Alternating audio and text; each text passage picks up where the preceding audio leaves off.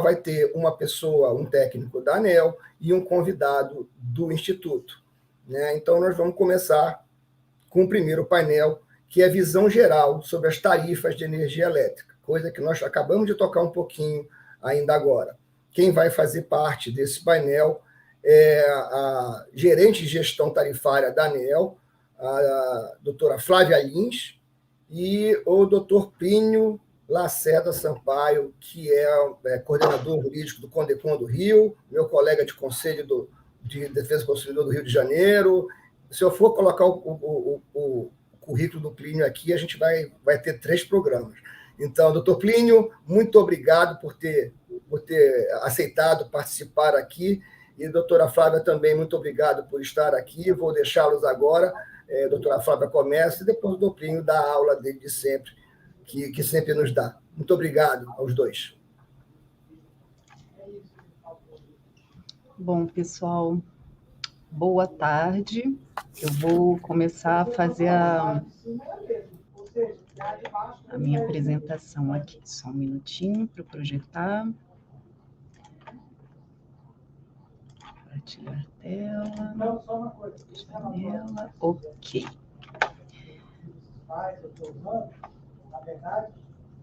Estão vendo todos? Acho que sim, né?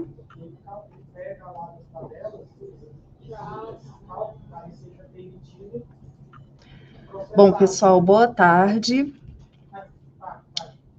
Meu nome é, como foi dito, Flávia. Eu estou como gerente de gestão tarifária na ANEEL, né, na Superintendência de Gestão Tarifária e Regulação Econômica, e eu vou fazer uma apresentação aqui sobre uma visão geral, né, de tarifa de energia elétrica. O objetivo dessa reunião aqui não é, obviamente, tornar ninguém expert, é falar conceitos básicos a respeito de tarifa, né, usando uma linguagem mais clara possível para que a gente possa aproveitar, né, bem as informações que estão sendo colocadas aqui, ok?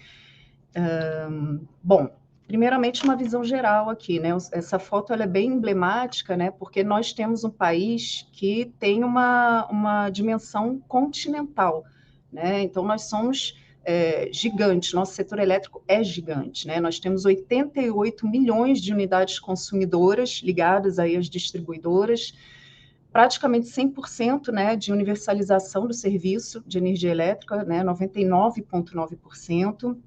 Uma capacidade instalada aí de 185 gigawatts e uma rede de transmissão de mais de praticamente 180 mil quilômetros, né? A gente brinca que quando a gente pega o mapa, né, da rede de transmissão do Brasil, se a gente projetar em cima do mapa da Europa, cobre a Europa inteira. Então, realmente é uma rede gigante, né, de transmissão. E nós temos algo que é extremamente importante, né, na atualidade. A gente tem praticamente 86% da nossa matriz elétrica sendo renovável, né? Isso torna o nosso país um protagonista, né, em termos aí de geração de energia, o protagonista mundial, porque são poucos os países que tem essa matriz elétrica tão renovável quanto o Brasil. Agora, a governança do setor elétrico, né? Porque nós temos todos esses agentes, né, instituições atuando no setor elétrico, então é bom a gente entender quem faz o quê, né? Então, a política do setor elétrico, ela é feita no Congresso Nacional, tá? Com presidência e também pelos ministérios, né? No caso aqui, o Ministério de Minas e Energia. Então, eles fazem, né, as leis e os decretos, né? Fazem a política do setor elétrico. Agora, a ANEEL é o órgão regulador, então ela se utiliza, né, das leis e dos decretos e regulamenta, né, essas leis e decretos. Né? A ANEEL é o órgão regulador que, além da própria regulação, também faz a fiscalização, como o superintendente André já falou, fazemos também a mediação, né? Essa parte de mediação vai ser falada nas apresentações seguintes a essa, tá? A ANEEL regula, então, os agentes do setor elétrico. Quais são esses agentes, né? Quem são, assim, os atores, né, do setor elétrico? Temos, então, os geradores, as transmissoras, as distribuidoras e as comercializadoras, né? Em conjunto aí com o ONS, né? Então, o ONS e a CCE, eles são instituições aí que fazem a operação do sistema, né, de transmissão e a parte de energia, né, de comercialização. Então, a ANEEL, ela regula esses atores aí, de geração, transmissão, distribuição e comercialização. O planejamento do setor elétrico é feito pela EPE, que é a Empresa de Pesquisa Energética. Então, essa é a governança do setor elétrico. O que a ANEEL faz? Ela é responsável pelo quê? Tá?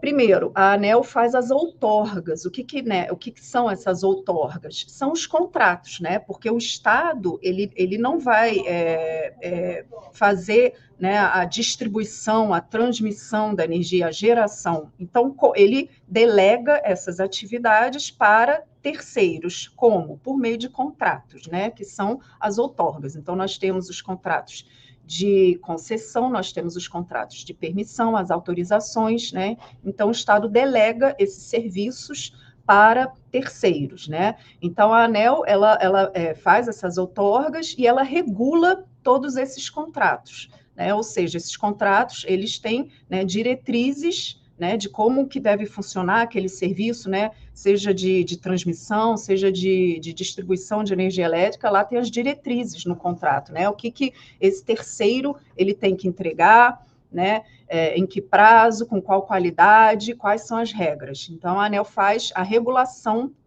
baseada nas diretrizes que tem nos contratos, tá? E também, como foi dito, fazemos a fiscalização, né, de todo o setor elétrico, geração, transmissão, distribuição, e fazemos a mediação entre aqueles atores, né, que eu falei anteriormente, né, entre geradores, transmissores, distribuidores, né, e os consumidores, né, que é a cadeia final.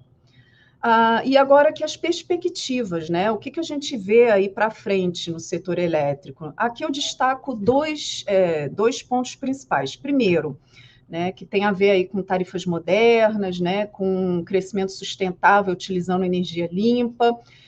Nós estamos passando por um processo aí de transformação, né, transformação do setor elétrico, né? Ele vai cada vez mais se digitalizar, né? Nós temos a revolução aí da informação, né, tecnológica, e vai também ser nutrido por novas tecnologias, né? Então, nós temos, né, os painéis solares que surgiram, né, com força total, nós temos aí, no futuro próximo, uso de baterias para armazenamento de energia, eólicas offshore, né, no mar. Então, são novas tecnologias que estão surgindo e vão entrar com força. Então, essa é uma perspectiva forte aí no setor elétrico, essa transformação, né, devido a novas tecnologias, seja de fontes de energia, seja de transformação digital, né? E uma outra perspectiva forte para o nosso setor elétrico é a questão de adequação dos preços, né? Então, aqui eu destaco a redução, né, de subsídios cruzados, né, entre os agentes, trazendo aí modicidade tarifária. Então, esse também é um mote, né, que a gente precisa perseguir aqui no setor elétrico. Bom, a ANEEL, ela baseia suas atividades pela sua agenda regulatória, tá? O que é isso? É uma agenda, né, que ela é feita com a participação da sociedade. Nós fazemos consultas públicas, expondo, né, atividades né, de forma prospectiva, ou seja, atividades que devem ser estudadas, analisadas e feitas pela agência, né, pela ANEEL, de forma a atender às expectativas aí dos agentes e dos consumidores, sempre olhando para o futuro. Então, atualmente, na agenda regulatória de 23, 24, que foi feita com a participação, né, de toda a sociedade, de todos aqueles atores, né, que eu falei, né, consumidores, geradores, transmissores, distribuidoras, nós temos 15 temas estratégicos, né, e desses temas precisamos desenvolver 39 atividades, né, para alcançar aí, o atendimento a essa expectativa dos agentes, tá? E aqui agora a gente começa a entrar, né, nos conceitos básicos aí a respeito de tarifa, né? Por que a gente está falando de tarifa, né? Se daqui a pouco o pessoal já vai, com outras apresentações, vai falar sobre, né, os canais de atendimento, direitos e deveres dos consumidores. Porque a tarifa é o principal elo ali com o consumidor, né? Todo mês nós recebemos ali a fatura de energia elétrica que tem ali a sua tarifa. Né? Então, por isso que é importante a gente ter somente, né, uma noção geral do que como que é feita essa tarifa de energia elétrica, tá? Aqui nesse slide, então, a gente vê qual é o caminho da energia elétrica. Como é que a energia elétrica ela chega lá na nossa casa? Então, primeiro, ela é gerada, né, por usinas. Aqui, no caso, está até uma fotinho meio que não casa muito com a fotografia do setor elétrico brasileiro, porque tem aí uma térmica, né, soltando fumaça, e a nossa matriz elétrica ela é basicamente renovável, né? Então, a gente tem mais de 50%, 60% aproximadamente de matriz elétrica hidráulica.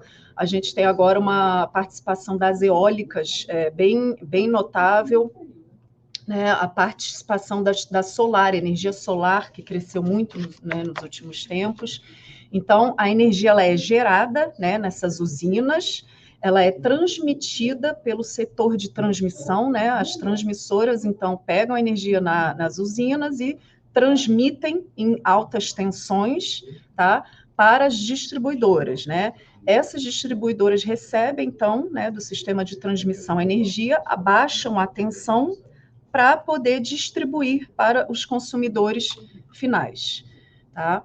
Agora, a gente tem, como eu havia falado, a ANEEL ela regula os contratos, né? Os contratos de concessão, de permissão. O setor de geração ele é praticamente um setor de concorrência, né? Ele não é regulado.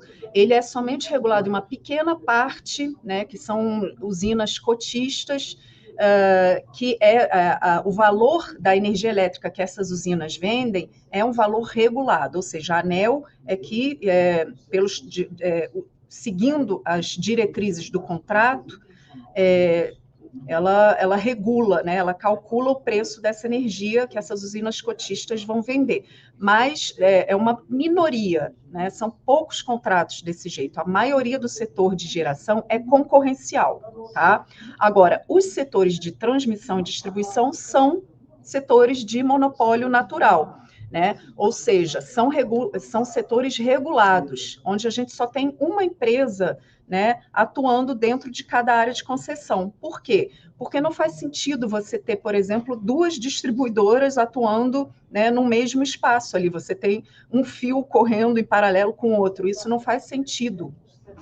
Não há ganhos econômicos para a sociedade em você ter concorrência nesse tipo, né, de setor. Então, é somente uma empresa por área, né, de concessão, e a gente chama de monopólio natural. Agora, como é monopólio natural, aí sim existe a necessidade de ter uma regulação forte, né, para que os preços, né, as tarifas praticadas, né, quando é monopólio, a gente fala em tarifa, a gente não fala em preço. Preço é na concorrência, no caso da geração, né? Aqui no monopólio natural nós falamos em tarifa. Por quê? Porque ela é regulada, né? Ela é feita, ela segue todos os princípios estabelecidos nos contratos que são colocados em práticas pelo órgão regulador, no caso, a ANEEL.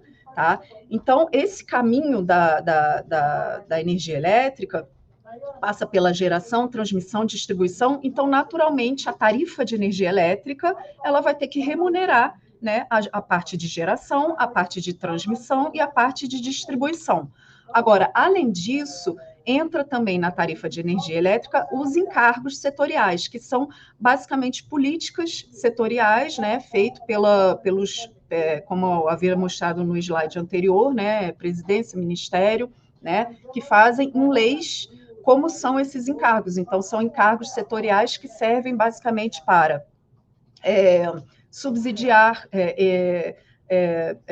determinados tipos de consumidores, como os consumidores que têm tarifa social, subsidiar energia, a geração de energia em lugares onde a geração é térmica e, portanto, muito cara. Enfim, são órgãos que são feitos por política setorial, são encargos, desculpa, que são feitos por políticas setoriais e que são colocados também dentro da tarifa. Além disso, nós temos os impostos que também incidem em cima da tarifa de energia elétrica. E aí, no final, nós juntamos, né, todos esses itens e chegamos à tarifa para o consumidor, tá? Então, quando a gente recebe a nossa fatura lá em casa, todo mês, ali tem uma tarifinha, né? Então, a gente tem que lembrar, aquela tarifa, ela não está remunerando somente a distribuidora, né? Então, no caso aí do Rio de Janeiro, a Light, no caso aqui de Brasília, a Neoenergia, né, que era a antiga SEB, não está remunerando só a distribuidora, está remunerando o sistema da distribuidora, mas também a transmissora, porque a distribuidora tem que pagar a transmissora, remunera também a geração, porque a distribuidora tem que remunerar a geração, porque ela compra energia dessas geradoras, né? E também, dentro dessa tarifa, tem os encargos, né, setoriais e mais os impostos. Portanto, a gente percebe o quê? Que as distribuidoras, portanto, elas são caixa de cadeia de valor do setor, né? Elas recebem do consumidor final, né, aquela tarifa, né, aquele montante, e repassam para todo o setor, né, que está ali para trás, né, que são as transmissoras, as geradoras, né, e também a questão dos encargos setoriais, tá? Toda a composição da receita, né, que a distribuidora faz frente, elas estão dispostas nos contratos de concessão ou permissão. Tá? Então, todas essas receitas, né, que eu falei aqui, de geração, transmissão, distribuição, todas elas têm diretrizes que estão estabelecidas, né, no contrato de concessão ou permissão. Então, para o contrato, né, de geração, que são pouquíssimos, porque o setor de geração não é praticamente regulado, né, mas só algumas, nós seguimos, nós temos a RAG, né, como a gente fala, Receita Anual de Geração. Para os contratos das transmissoras, nós calculamos, a ANEEL calcula a RAP, que é a receita anual, né, das transmissoras, e para os contratos de distribuição, nós seguimos, então, as diretrizes, né, que estão estabelecidas nos contratos de concessão das distribuidoras, e a gente segue um regime econômico que a gente chama de preço-teto, né, ou seja, a ANEEL, ela homologa as tarifas da distribuidora, ou seja, a tarifa, né, máxima que ela pode praticar. Para a transmissão, nós homologamos uma receita, a gente não homologa a tarifa, a gente homologa a receita, né, e para a geração, as poucas, né, que são reguladas, também receita, tá? E aí, mais para frente, eu vou explicar como é que funciona esse preço-teto. Aqui um retrato, né, do Brasil, os contratos que nós temos, né, do Serviço Público de Distribuição. Nós temos atualmente 105 contratos, né, são 53 concessionárias e 52 permissionárias, né, ou seja, existem 53 contratos de concessão e 52 de permissão. Nós calculamos, primeiramente, a receita requerida de todas essas 105 distribuidoras e depois as tarifas que essas distribuidoras vão praticar, tá? Então, e aí depois a gente publica as tarifas que essas distribuidoras vão praticar. Todas as regras, tá, elas estão estabelecidas no contrato de concessão, então não é algo discricionário que a ANEEL faz, né? Todas as disposições estão no contrato de concessão e nós regulamentamos todas aquelas diretrizes que estão no contrato. Bom, agora sim a gente começa a dar aqui conceitos básicos a respeito de tarifa. O que é basicamente uma tarifa, né? Como é que a gente faz uma tarifa? Primeiro a gente tem que ter uma receita, né, em reais, que a gente chama de receita requerida da distribuidora. Se a gente pega essa receita e divide por um mercado, né, então a gente vai ter o quê? A gente vai ter a tarifa, né, que é reais por quilowatt-hora. O mercado da distribuidora é o quê? É o consumo, né, de energia daqueles consumidores, né, que é medido em quilowatt-hora. Então, se a gente tem uma receita em real dividido por um mercado em quilowatt-hora, nós temos uma tarifa. Esse é o princípio básico, né? todas as regras para construir as tarifas estão estabelecidas no PRORET. O PRORET, são 11 módulos e eles estão dispostos no site da ANEEL. Tá? Então, eles são extremamente... A construção da tarifa é extremamente regulada, são feitas por regras, e todas essas regras elas são construídas com a participação da sociedade. Qualquer alteração na regra, a ANEEL coloca para consulta pública para ouvir a sociedade. Tá? Então, não é também algo discricionário. Todas as regras passaram por consulta à sociedade. Bom, então, como eu havia falado, a gente precisa construir a receita requerida da distribuidora. O que a distribuidora vai ressarcir? Ela vai ressarcir o próprio serviço dela, né, de distribuição, a parte de geração da energia que ela compra, a parte de transmissão, né, das transmissoras que ela usa e os encargos setoriais. Aqui, somente para estabelecer, a geração, a transmissão e encargos, a gente chama de parcela A, que é uma parcela, e a parte de distribuição, que é o negócio mesmo, né, da distribuidora, a gente chama de parcela B. A parcela A, ela é neutra para a distribuidora. Então, por exemplo, se ela gasta, vou supor aqui um número só anedótico aqui, se ela gasta R$1.000, né, com geração, transmissão e encargos, ela vai cobrar R$1.000. Ela não pode nem ganhar nem perder em cima dessas receitas, tá? Agora, em cima da parcela B, aí sim que é o negócio da distribuidora, né? Que é o sistema da distribuidora, que são os postes, né? Os ramais de distribuição, os medidores de energia elétrica, né? O serviço de OEM da distribuidora, né? Os canais de atendimento, enfim. Isso é o serviço dela de distribuição. Aí sim, ela pode, né, ganhar ou perder, ou seja, essa parcela não é neutra. Tá? E a gente trabalha com um regime econômico chamado de preço teto, tá? Ela é um preço teto que ela estabelece, e ao longo do ciclo ela pode ou ganhar ou perder em cima desse valor. E mais adiante eu vou dar um exemplo melhor. Tá? Agora, entrando, o que é a geração, né? Como eu havia falado, é a energia elétrica que a distribuidora compra para suprir os consumidores dela cativos, tá? Por que cativos? Porque existem os consumidores livres, que estão conectados na distribuidora, mas que não compram energia da distribuidora, compram energia de comercializadores, tá? Os consumidores cativos são os consumidores que compram energia da distribuidora. Então, ela compra energia, né, da parte de geração e transfere para os consumidores cativos. Como que ela compra? Por meio de leilões, de contratos bilaterais, né? Existem várias formas aí que ela pode fazer isso, tá? E sempre de forma neutra. Se ela compra uma energia por R$100, ela vai vender por 100. Ela não ganha nem perde, ela só repassa esse valor para o consumidor, ok? E aqui um histórico do valor de energia ao longo do tempo, né? Dos anos, de 2010 até 2023. Então, a gente vê que o preço, né, da energia em si, ele está entre o IGPM e o IPCA. A distribuidora, ela também compra energia para suprir as suas perdas. Por quê? Porque existe uma perda, por exemplo, se um consumidor ele consome 100 kWh no mês, não quer dizer que a distribuidora vai comprar 100 para suprir esse consumidor. Ela tem que comprar 100 mais o que é perdido até, né, no caminho aí até chegar ao consumidor. Então, vamos supor que se perde 10. Então, ela vai comprar 110 de energia, né, da parte de geração para suprir a esse consumidor. Porque existem perdas, né, e dois tipos de perda. A perda técnica, que é uma perda praticamente, né, natural aí que ocorre, né, nos equipamentos, que é inerente ao transporte de energia. E as perdas não técnicas, que aí sim é o furto, né, o famoso gato. Né? Então, a ANEEL ela tem toda uma metodologia para estabelecer qual é o nível ideal de perdas técnicas e de perdas não técnicas. Tá?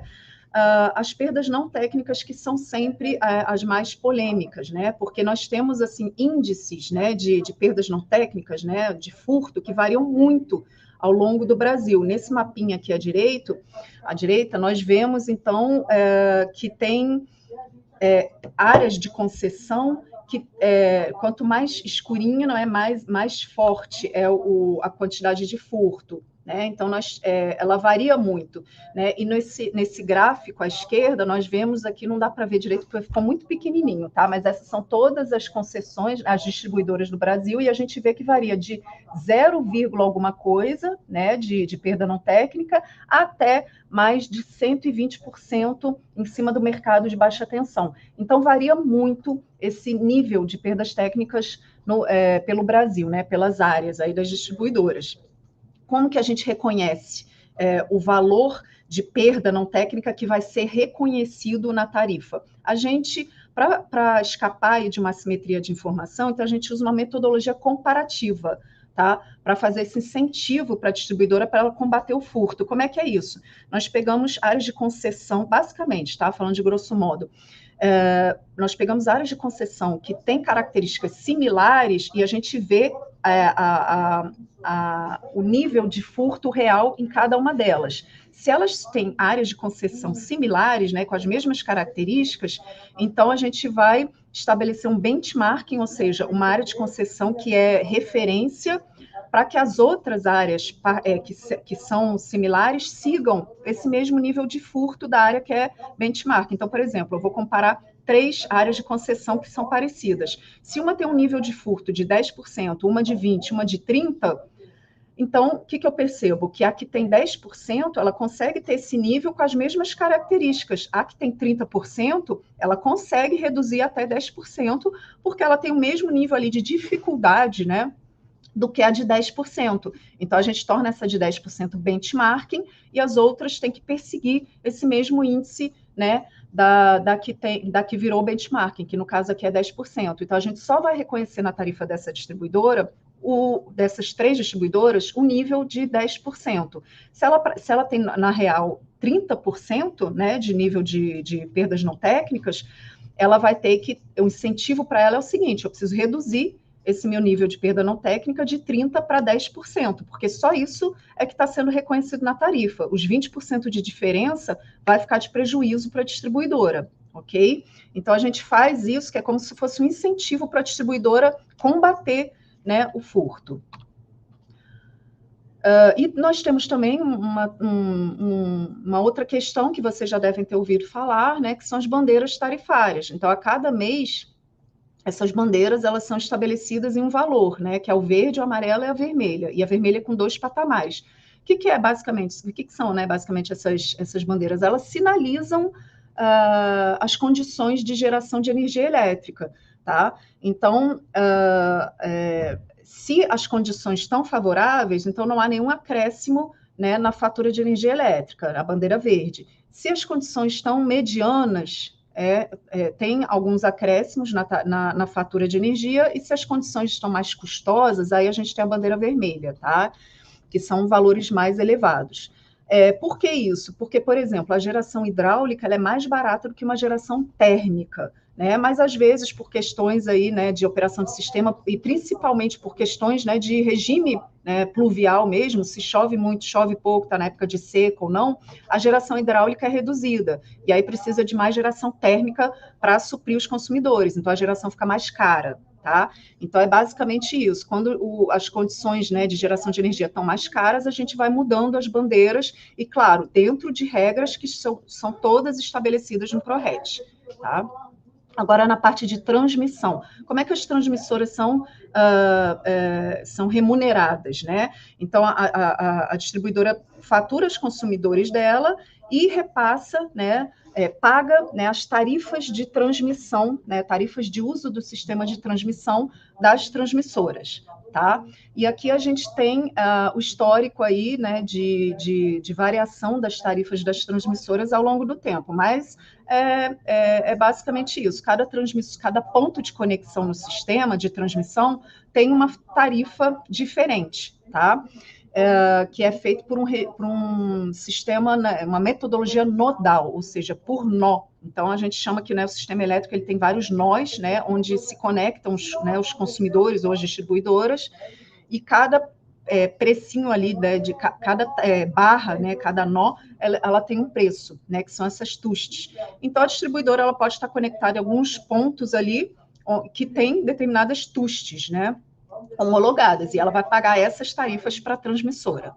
E também é uma receita neutra. Se ela gasta 100 com as transmissoras, ela vai cobrar 100 dos consumidores dela, ok? Os encargos, como eu havia falado, são políticas de governo para o setor elétrico e eles têm finalidades específicas que são colocadas na lei, tá? E eles envolvem desde descontos tarifários, também servem para desenvolvimento energético, ou seja, para subsidiar fontes de energia elétrica que são benéficas, se entende, né, que são benéficas para a sociedade, então ela recebe um subsídio para poder se tornar competitiva, né, universalização do serviço, ou seja, para levar energia elétrica em regiões de acesso muito difícil, né? Então, por exemplo, regiões amazônicas ali é difícil de chegar, né, a distribuição de energia elétrica, e é caro também, porque você vai, né, puxar todo um ramal ali grande e tal para suprir, né, às vezes só uma pequena comunidade ali, né? Então é caro para suprir isso. Então os encargos também fazem essa parte de subsidiar essa universalização do serviço. E aqui a gente vê como o valor desses encargos, ele estourou muito o valor de IGPM e de IPCA, né? Ao longo dos anos, nós temos percebido que o valor desses encargos aumentou demais, né? E isso é estabelecido em lei, né? A ANEEL, ela não mexe com lei, o que ela faz é regular, né, a lei.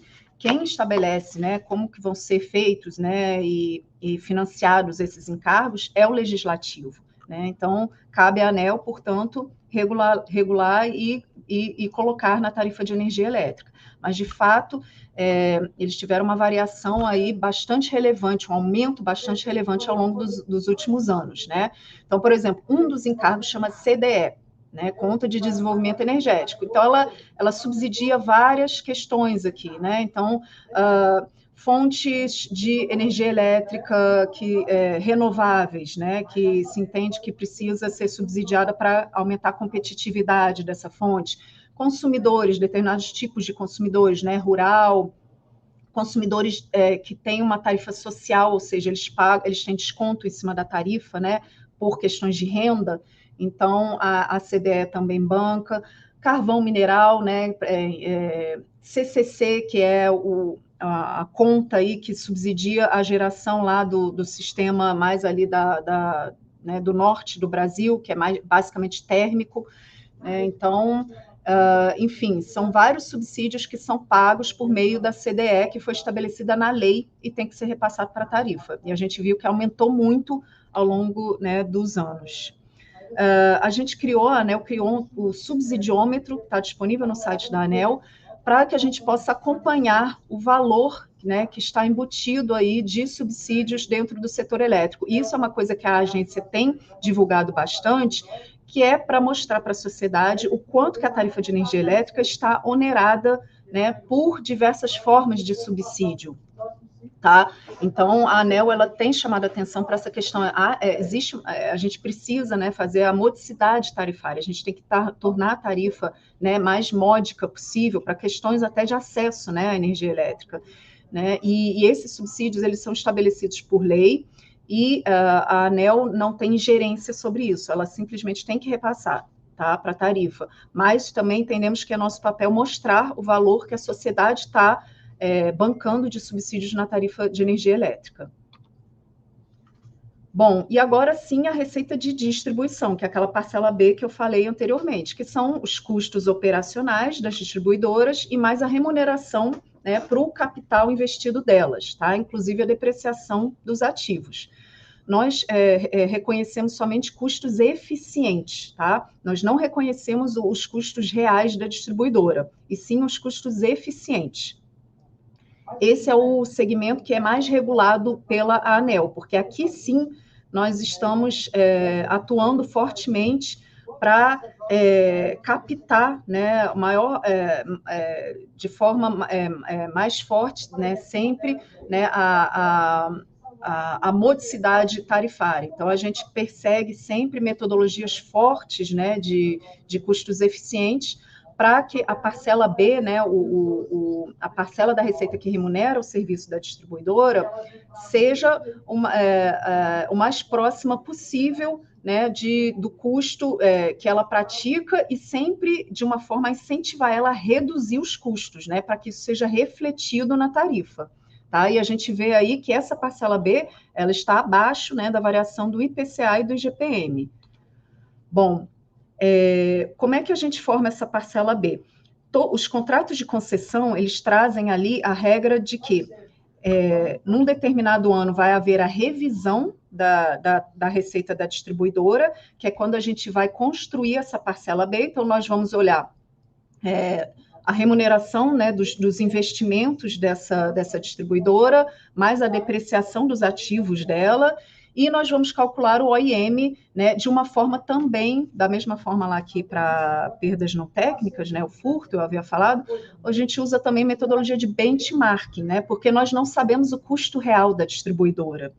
Né, ela vai sempre, né, claro, o incentivo dela é sempre querer aumentar, né, o valor da remuneração dela, e nós não temos como saber se aquele custo é real ou não. O que a gente faz? Para fugir disso, a gente compara as empresas. Então, nós pegamos novamente áreas de concessão que têm as mesmas características, e a gente vê qual o valor de OIM que a benchmarking ali, ela opera, ela tem, né? E as outras empresas que estão dentro daquele grupo de empresas similares também vão seguir esse mesmo valor de OIM. Tá? Então, a gente não usa o valor de custo real da distribuidora, nós usamos um valor comparativo, né? Que é uma forma da gente fugir dessa assimetria de informação, porque isso é um fato para o regulador, né? A gente tem uma assimetria de informação. A distribuidora sabe os custos reais dela, a gente não sabe,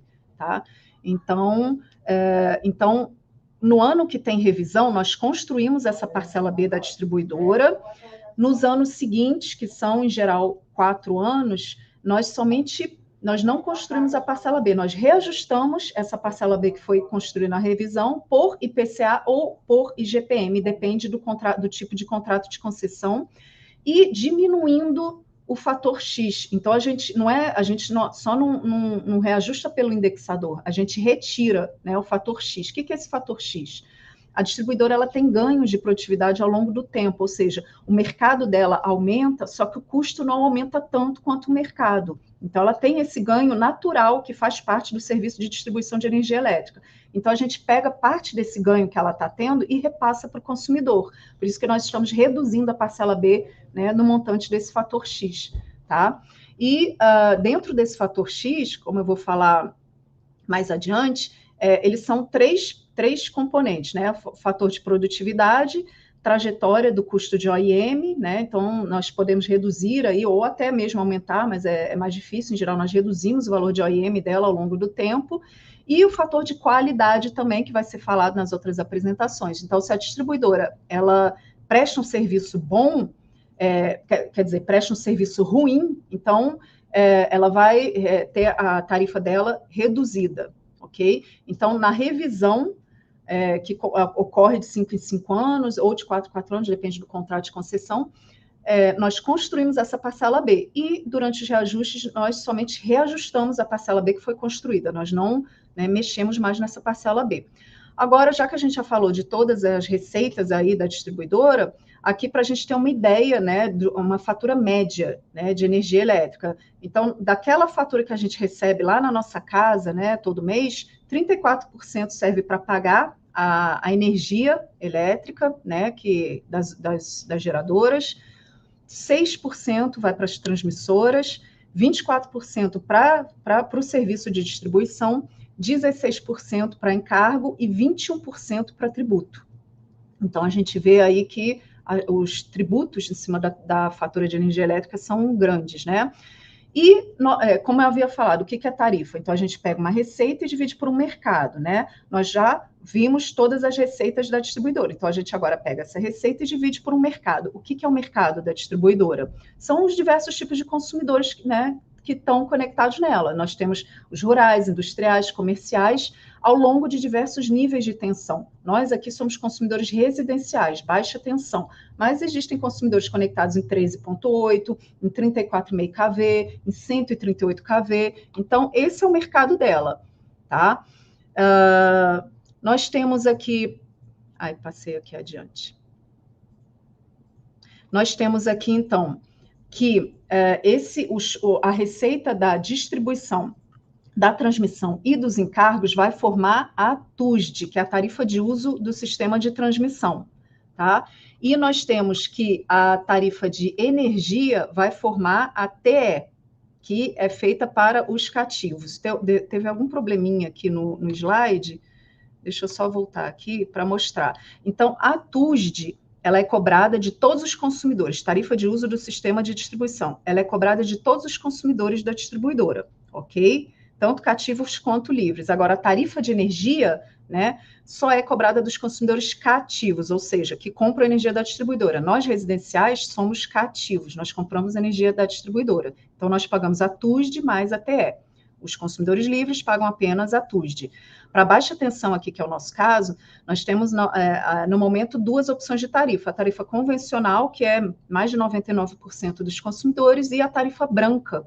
A tarifa convencional, ela tem o mesmo valor ao longo do dia. Então, se você consome energia 6 horas da manhã, meio-dia, 8 horas da noite, o valor da tarifa é o mesmo.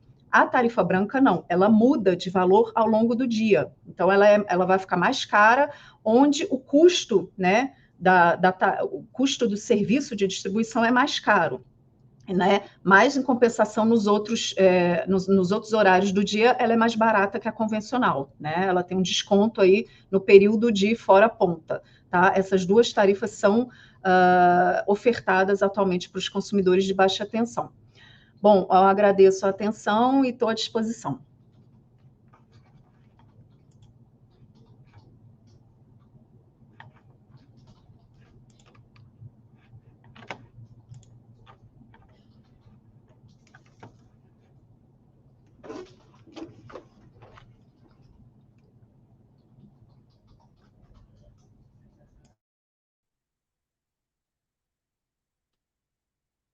Boa noite a todos. Acredito que,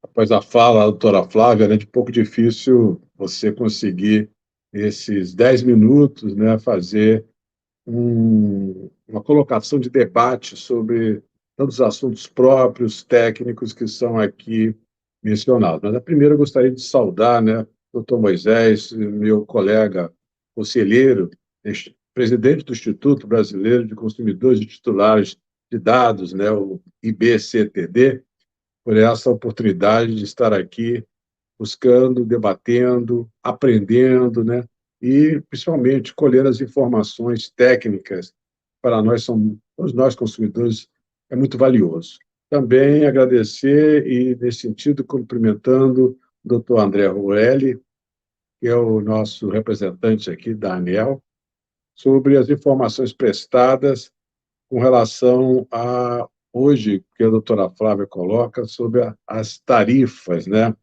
E, nesse contexto aqui, demonstrando a relevância da transparência e a necessidade da informação, que é um direito básico do consumidor.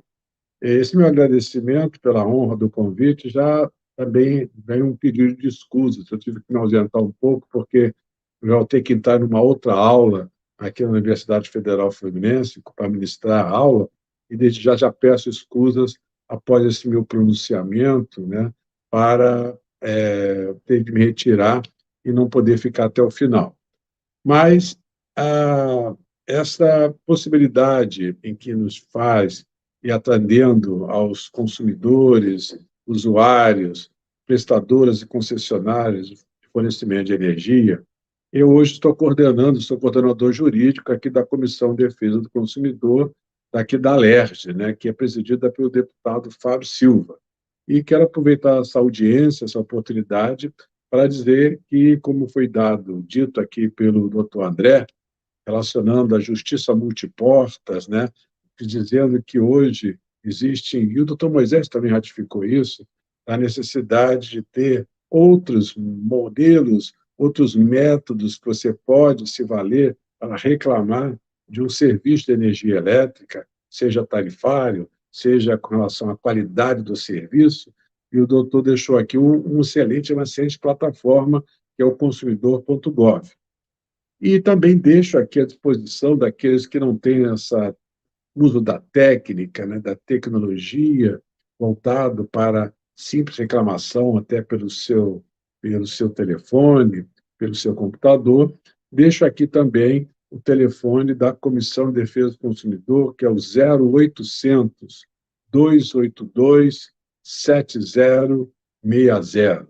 0800 282 7060, ou também pelo Zap, né, que é o 99 954 7060. Então, se você que está nos assistindo busca uma reclamação individual, a minha sugestão pode utilizar a plataforma do Consumidor.gov, consumidor.gov, ou mesmo esse mecanismo de telefone, ou mesmo do Zap.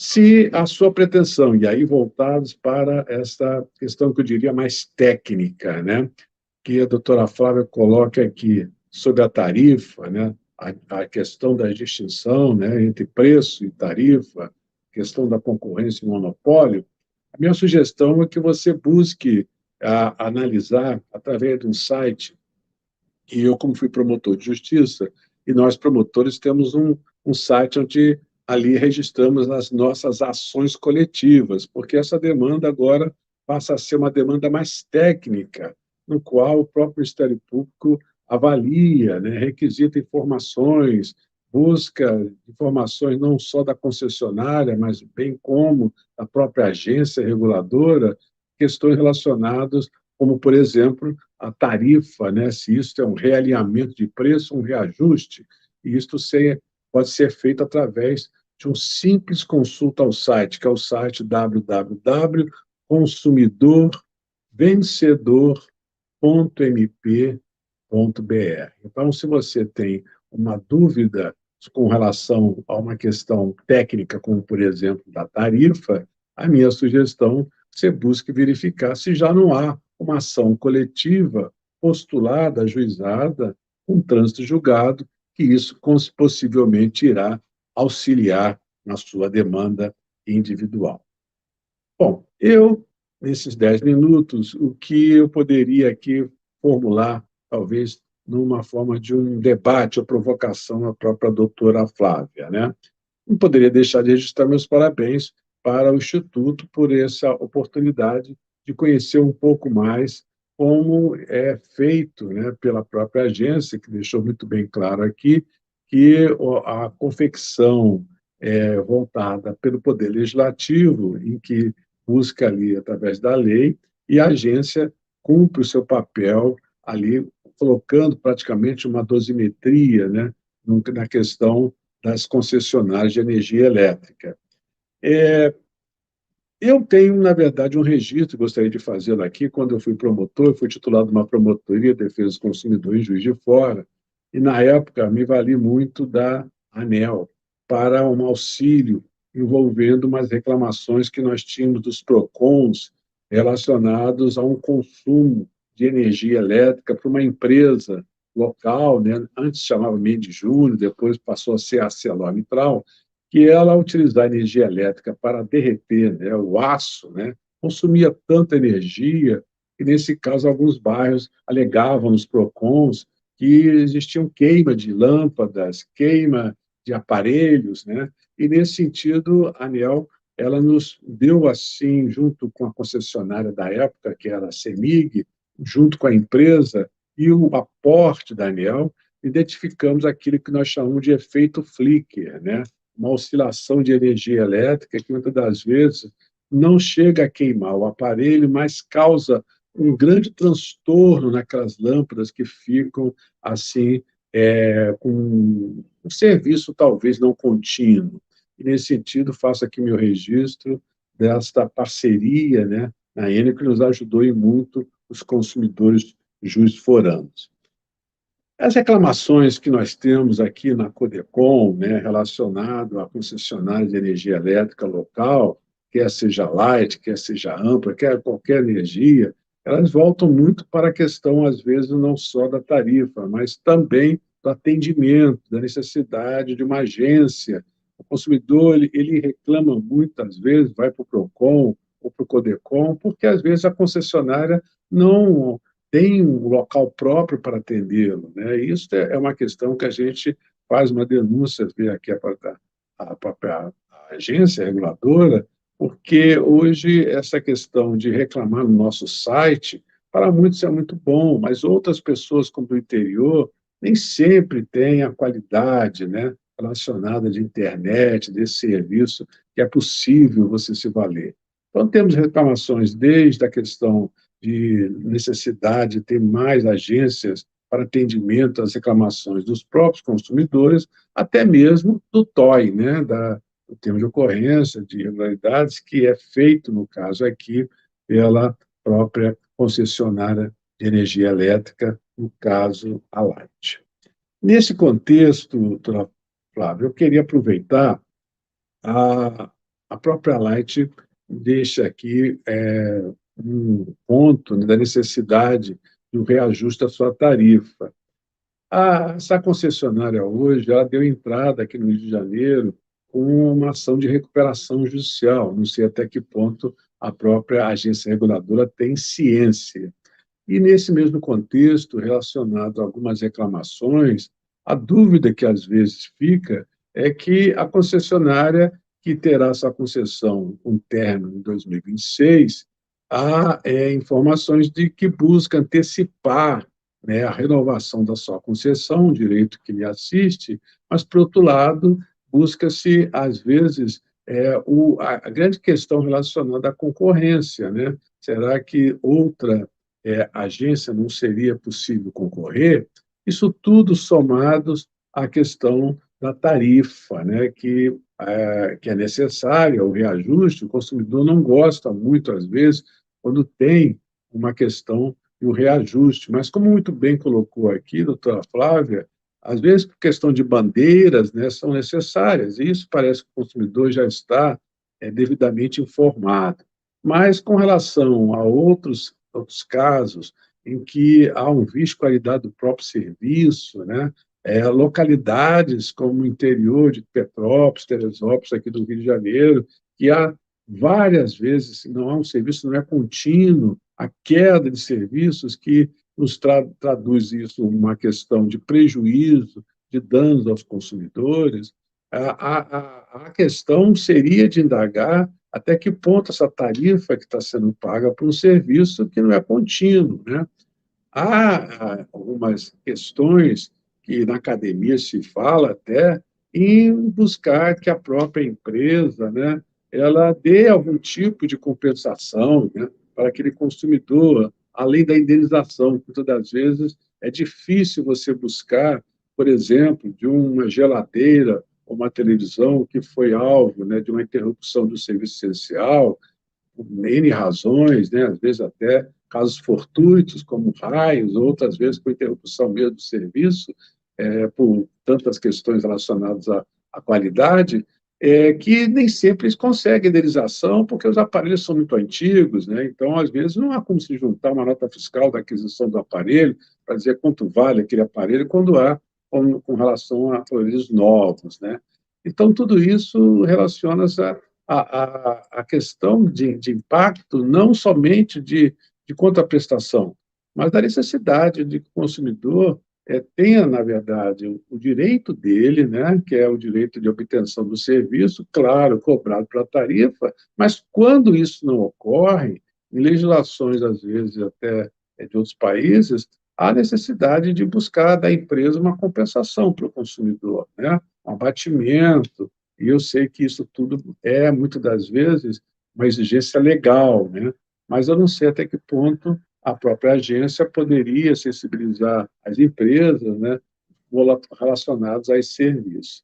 No campo de fatos noticiados, como esse da recuperação também, não sei também até que ponto a agência elas têm esse conhecimento da própria questão da recuperação judicial postulada no Rio. Bom, seriam outras considerações, mas no espaço de tempo que a gente tem aqui, seria somente uma provocação, agradecendo mais uma vez essa participação, parabenizando com a doutora Flávia, né? Eu acho que esse curto espaço de tempo, ela falar de todo esse arcabouço, né, de tarifa, de questões muito técnicas, não restaria outra maneira a não ser agradecer, parabenizá-la por esse espaço, também ao qual eu agradeço. Muito obrigado.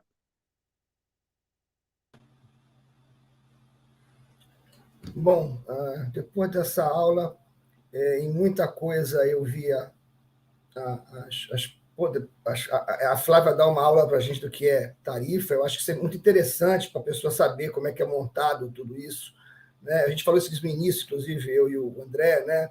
E também as ponderações que o Plínio falou, que eu também concordo, né? Que a gente fala nota fiscal, como é que às vezes as pessoas não guardam uma nota fiscal de uma coisa, de uma batedeira, uma coisa mais barata, mas queimou, e aí a pessoa não tem direito, ou já é mais antiga, ou mesmo nova, tem gente que não guarda nota fiscal, né? Por mais que hoje em dia esteja a nota fiscal eletrônica e tal, mas às vezes a pessoa não dá bola para aquilo ali, tem muita gente mais velha, inclusive, principalmente, que não dá bola para isso, né? Então eu acho que isso a gente é uma coisa que a gente poderia dar uma tocadinha, né? Eu creio agora que com essa participação aqui a gente conseguiu dar uma tocada, né? Ao mesmo tempo explicar o que é a tarifa para o consumidor não confundir tarifa com direito do consumidor, que são coisas distintas, e ao mesmo tempo o Plínio trazendo a defesa do consumidor também para combater também, né, a parte da distribuidora, né? Que é sempre, né, vamos colocar como pelo CDC, né, que é a parte mais vulnerável, né, por ser também um monopólio, né, e também fica mais vulnerável ainda, né, isso aí todos nós sabemos. Então, isso para a gente é muito interessante debater isso, né? Então, eu queria agradecer muito a Flávia, toda essa exposição, esse trabalho. E se você puder deixar depois, Flávia, essa apresentação para quem quiser, aí eu acho muito importante as pessoas entenderem isso, né? O programa está gravado. E também eu falei com o André ainda há pouco, e tem muita gente fazendo pergunta, nós vamos fazer o possível para depois passar as perguntas para quem de direito, para que a gente possa depois dar uma resposta, caso possa, né, para quem está fazendo as perguntas, né? Doutor Plínio, mais uma vez, meu colega de conselho e sempre, né, à disposição da gente, com toda essa sabedoria, né? Eu queria agradecer muito, e também a Flávia por essa maravilhosa apresentação, que deu para, eu acho que mais do que todo, não pode não ter entendido, né? E aí eu vou passar, então, a gente vai mudar um pouquinho só, eu vou passar agora aqui para uma pessoa que eu acho que todos aqui, o Plínio também consegue, que é consumerista, né, que gosta muito, que é um amigo, eu chamo ele de meu mestre, doutor Ricardo Morishita, né, que é para mim é uma satisfação, só de vê-lo já é o meu mestre aqui, eu já fico feliz e agradeço o doutor Ricardo Morishita por dar o seu tempo, valioso tempo, para nos presentear com uma apresentação, uma palestra dele, que eu vi que ele preparou para a gente isso, então é muito especial, torna mais especial ainda. Então, Plínio, mais uma vez, meu querido, muito obrigado. Nos vemos aí. Obrigado. Se quiser. Eu só peço desculpa, doutor Moisés, interrompendo, né? É só para justificar que o doutor Ricardo Morishita, esse professor de todos nós, né? Um amigo, uma pessoa que eu não posso aqui nem justificar, mas agradecer a presença e pedir desculpas, porque 7 horas eu dou aula.